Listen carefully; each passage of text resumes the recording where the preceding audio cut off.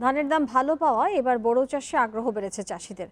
চলছে বীজতলা এবং জমি প্রস্তুতির কাজ। গত বছরের চেয়ে এবার বোরো আবাদ বাড়বে বলে আশা কৃষকদের।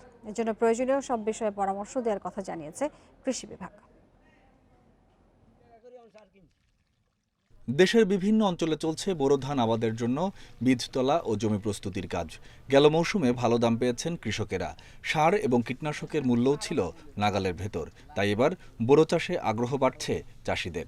লক্ষ্মীপুরে বোরো আবাদের লক্ষ্যমাত্রা ধরা হয়েছে 31,500 হেক্টর জমিতে, যা গত বছরের চেয়ে 4,000 হেক্টর বেশি। বর্তমানে ধানের রেটের বাড়তির কারণে আমরা গৃহস্থিগুলা করতেছি, অনাবাদী জমিগুলা যেগুলো খিলফড়ি রয়েছে এগুলোর মধ্যে গৃহস্থি করতেছি। বোরো আবাদ বাড়াতে কৃষি বিভাগ থেকে মেহেরপুরের 11,000 কৃষককে দেওয়া হয়েছে বিশেষ সহায়তা।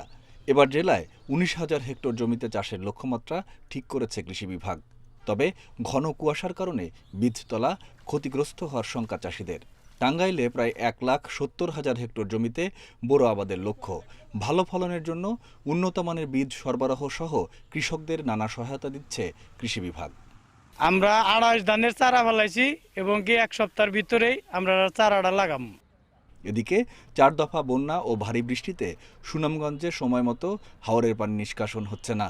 এখনও পানির নিচে ছোট বড় অন্তত 50টি হাওর। এতে সময় মতো চাষ হবে কিনা তা নিয়ে শঙ্কায় কৃষকেরা।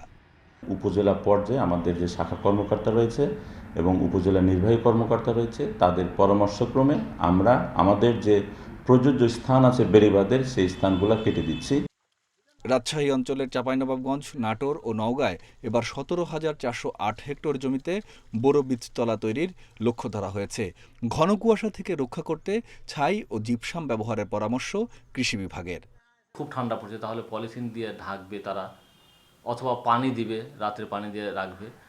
সকল রকমের পরামর্শ আমাদের উপসহকারী কৃষি কর্মকর্তাদের মাধ্যমে আমরা চাষিদেরকে দেওয়ার ব্যবস্থা রেখেছি। সীমান্তের জেলা শেরপুরের কৃষকেরাও আমন ধান কাটার পর শুরু করে দিয়েছেন ইরি বোরো আবাদের কাজ। এরই মধ্যে শেষ হতে যাচ্ছে বীজতলা তৈরি। Mamunur Rashid, independent news desk.